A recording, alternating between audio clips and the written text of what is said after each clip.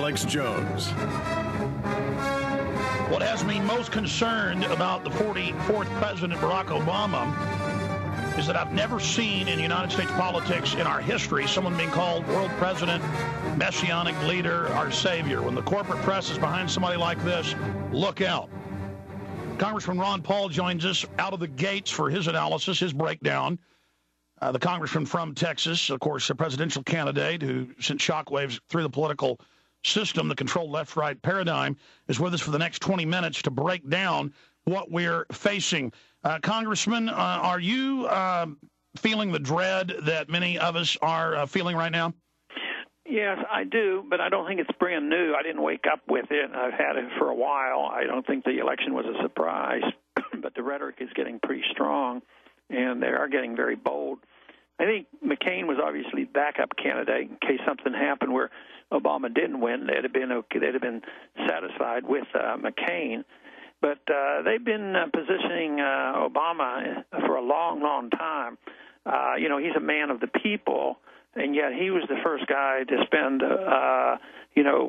more money than anybody else. He probably spent more money than everybody else put together in these last 2 years, and that was, on the books, it's about $750 million. But when you look at all the free stuff, and you look at all the things that have gone on in the last 3 or 4 years, I consider the fact that he's probably had a $2 billion campaign. But we have to realize this started a long time before he even announced to be president. If anybody who would have gotten that much favorable coverage for so long, you know that the plans are laid for him to be the individual that's going to be taking care of the corporate elite.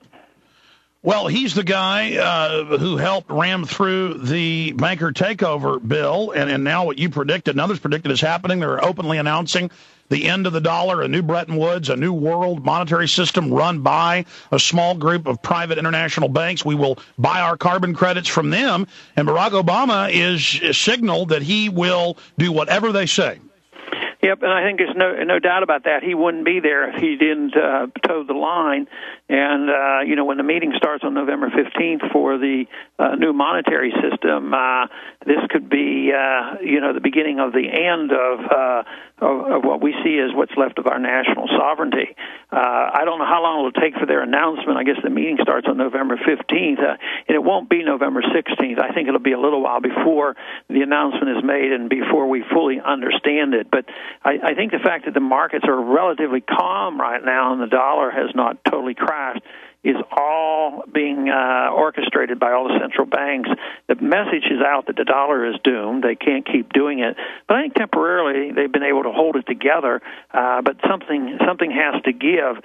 And it's on the business news station now. It's not just your radio show and others talking about it. I was watching a business station yesterday, and they were very, very up. Stiglitz was on. I guess you've heard of that guy. He was on very much bragging about this thing, about a new world reserve currency and world regulations. That means world government, and it looks like it's coming rather rapidly right now. That's right. We played the clip yesterday. He said over the banks, over the stocks, over every nation, a trilateral world currency, everything the Trilateral Commission announced in the 70s, everything we warned people about, and Obama is saying he's going to give us change. But the change with class warfare is robbing the middle class and transferring it all to the multinational corporations.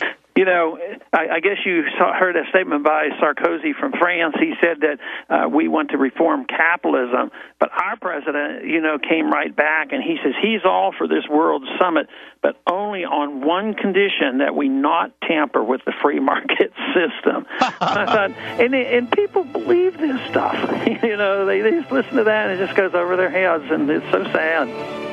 Congressman Ron Paul is our guest. We're going to be back in